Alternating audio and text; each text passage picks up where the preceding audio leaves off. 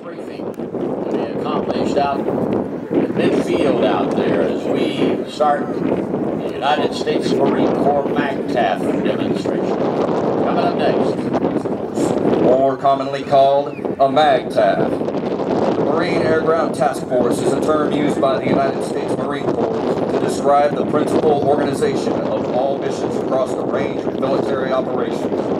MAGTFs are a balanced air-ground combined arms task organization of Marine Corps forces under a single commander that is structured to accomplish a specific mission. Marine units deploy and fight as integrated MAGTFs. Every MAGTF has a command element, a ground combat element, an aviation combat element, and logistics support element. Today's CE is Colonel Christopher Papich, Commanding Officer, MAG-49. Captain Nathan Werb is the Air Mission Commander. The GCE is provided by Gulf Battery 314, 2nd Anglico Special Operations Force. The ACE is provided by Marine Heavy Helicopter Squadron 772 Hustlers, Marine Light Attack Helicopter Squadron 773 Det B Red Dogs, Marine Medium Helicopter Squadron 774 Wild Goose, Marine Aerial Refueler Transport Squadron 452 Yankees, and Marine Fighter Attack Squadron 112 Cowboys. LSC today is provided by Marine Wing Support Squadron 472. Joint Base McGuire-Dix-Lakehurst and all Marine units participating this year, welcome to the 2012 Joint Base MDL Open House and Air Show.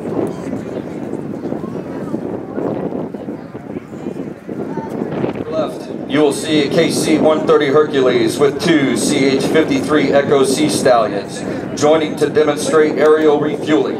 One of the most significant capabilities of the Marine Corps is projecting combat power over great distances.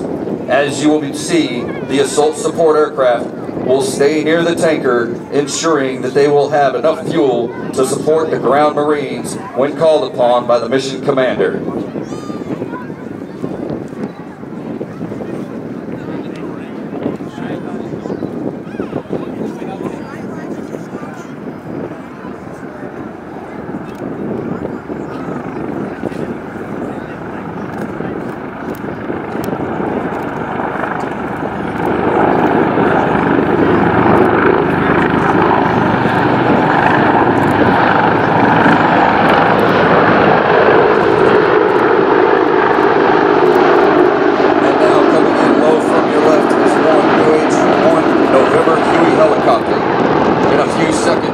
They will stabilize over the landing zone, or the LZ, and Special Operations Forces or soft Marines will fast rope to the ground. This technique is used when the tactical situation or terrain prevents the helicopter from landing.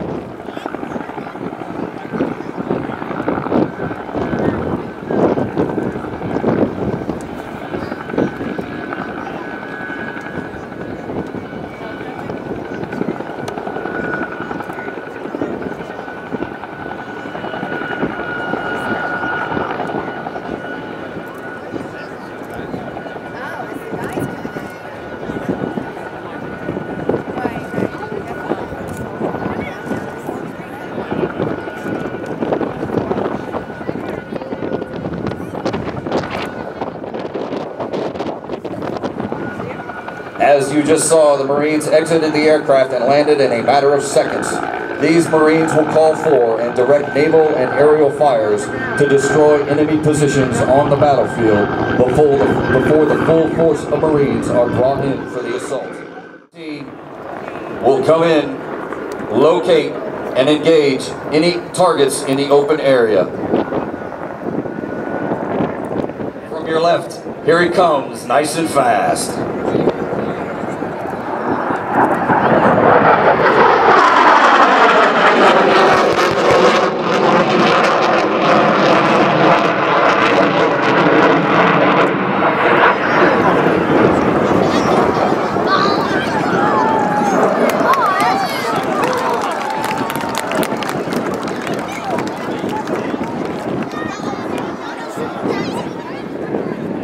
Coming in high from your left, you will see the Hornet roll in, acquire his target, go back to forward flight and make his bomb drop.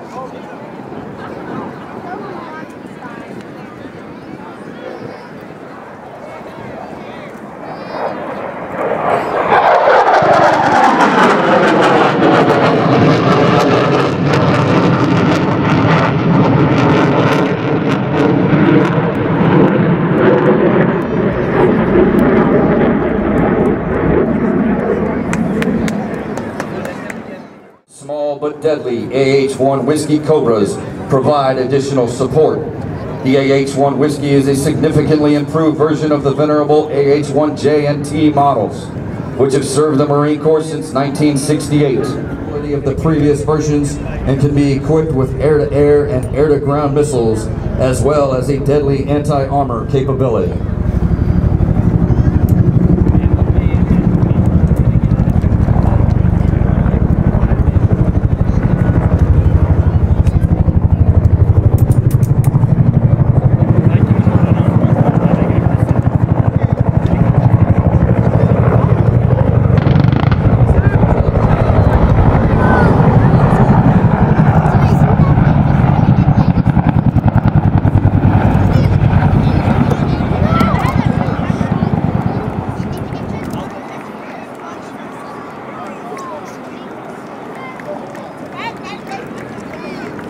Target with one Willie Pete round.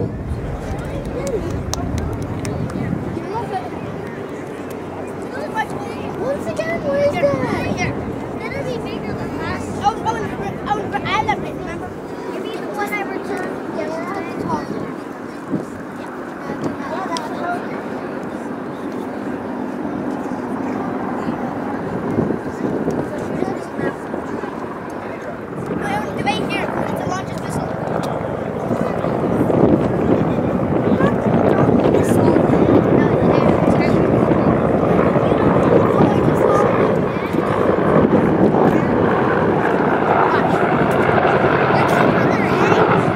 There's the mark in the target area for the assault force.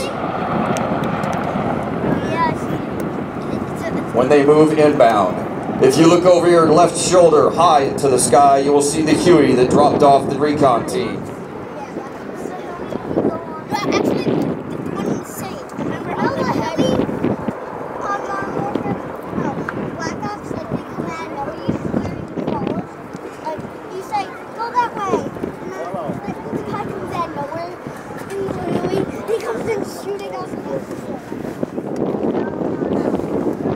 On the ground in front of you, you will witness the ground combat element of the MAGTF in action. The GCE has the mission of locating, closing with, and destroying the enemy with fire and maneuver, and repelling the enemy's assault with fire and close combat. It provides infantry, armor, artillery, reconnaissance, anti-tank, and other combat arms, and other support functions that will be attached.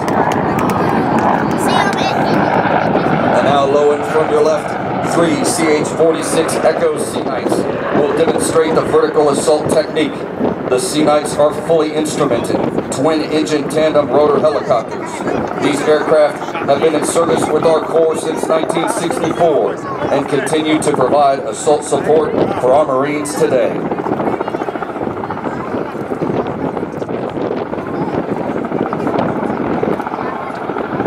Assault support is one of the main functions of the Marine Corps Aviation and comprises those actions required to airlift personnel, supplies, or equipment into or within a battle area.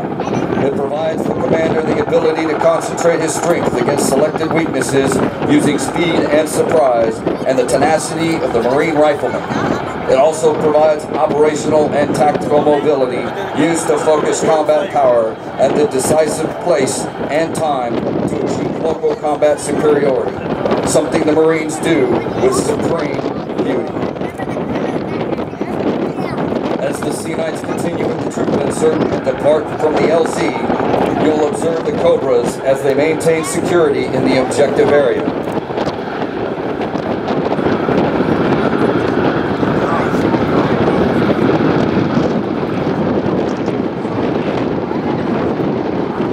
Coming in low from the left side, you will notice the CH-53 Echo one of our high mobility, multi-purpose wheeled vehicles, or Humvees, into the drop zone. This Humvee weighs 6,000 pounds and has been a staple of the ground combat element since the late 1980s. Integration of air assets to support the Marine Rifleman is not a new concept to the Marine Corps. It is something we train for extensively and feel we do better than anyone else. Watch now as the Infantry Marines conduct their assault. The assault can be conducted in one of three ways: horizontally across the land, vertically by air, or a combination of both.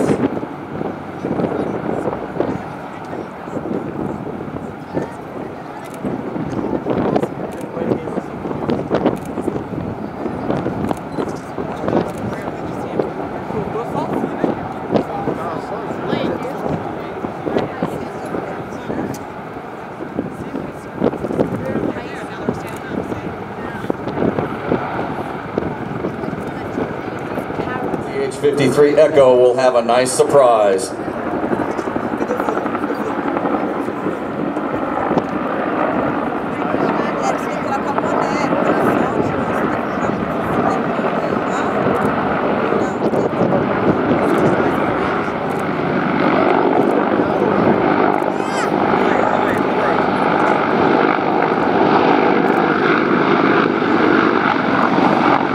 In order to overcome the enemy troops that have taken them under fire, the platoon commander has decided to launch a frontal attack using the organic firepower he can. 249 squad automatic weapon machine guns and M203 grenade launchers. The squads maneuvering towards you are conducting the assault in order to destroy the enemy's prepared defenses, and are doing so exactly as similar units are doing this and each day in Afghanistan. The Marines are led by highly trained Marine officers who pride themselves on leading from the front and bring both ferocity and intellect to the fire.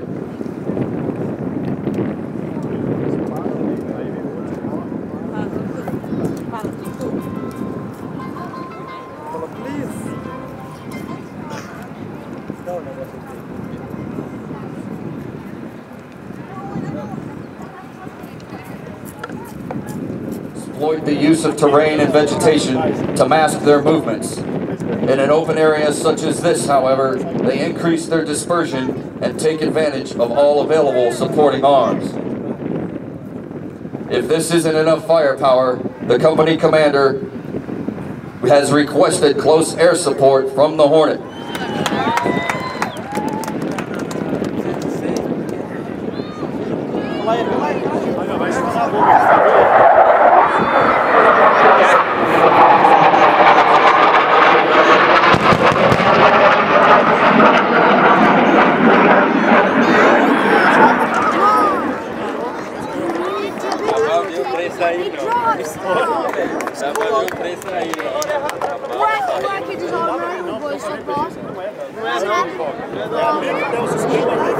The development of close air support tactics began during World War I when it was known as trench strafing.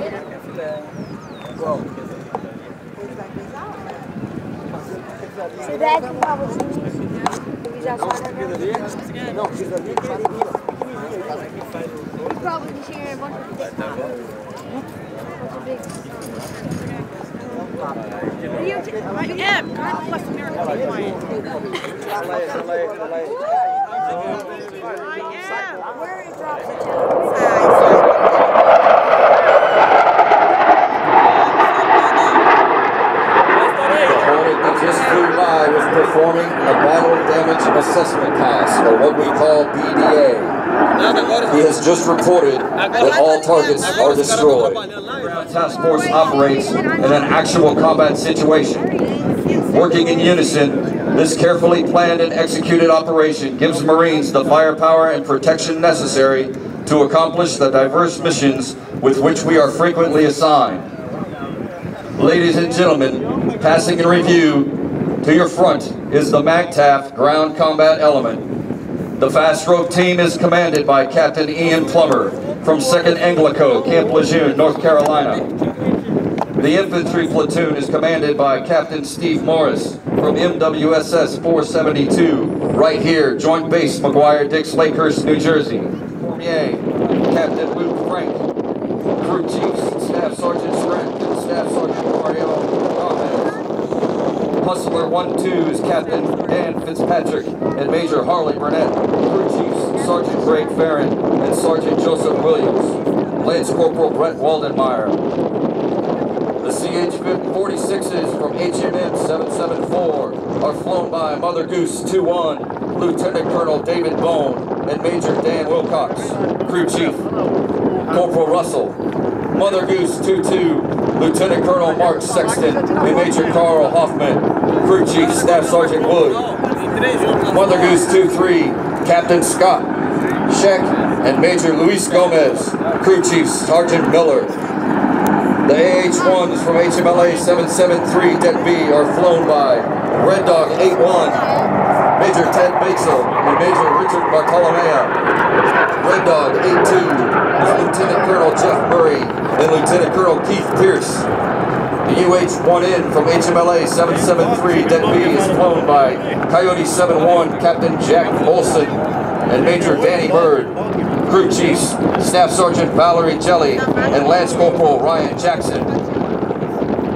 The F-18 from VMFA 112 was flown by Cowboys 6-1, Lieutenant Colonel Jonathan Skipper. The KC-130 from BMGR 452 was flown by Pilot Major Paul Pinard, Co-Pilot Captain Mark Robertson, Navigator Chief Warrant Officer 3 Christopher Price, Flight Engineers Staff Sergeant Stephen Stewart, Loadmaster Corporal Brittany Beard, and Crewmaster Corporal Terrence Young. Also today we have made Mr. Roger Crawford handling our EOD and pyrotechnics. This awesome display of explosive power was brought to you by Colonel Christopher Papich and the Marines of MAG-49. Ladies and gentlemen, this concludes the MAGTF demonstration. The equipment used for today's assault is on static display, and we invite you to take a closer look and speak with our Marines. On behalf of Major General Rex C. McMillan, Commanding General, 4th Marine Aircraft Wing, and the Marines who made today possible, we hope that you have enjoyed the demonstration and will continue to enjoy the rest of the air show. Semper Fidelis. Ladies and gentlemen, from Joint Base McGuire-Dix-Lakehurst, your United States Marine Corps.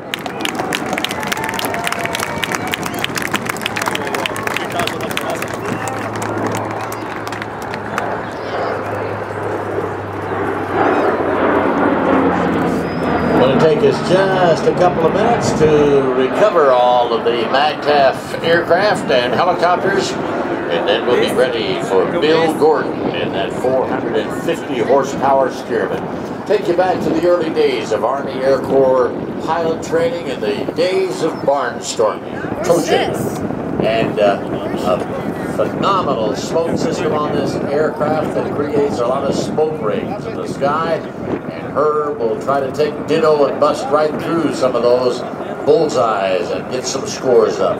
That'll be followed by the B-1B Lancer from Dyess Air Force Base. I told you about it just a few moments ago with a variable geometry wing. Has the ability to fold the wings back towards the fuselage for supersonic flight.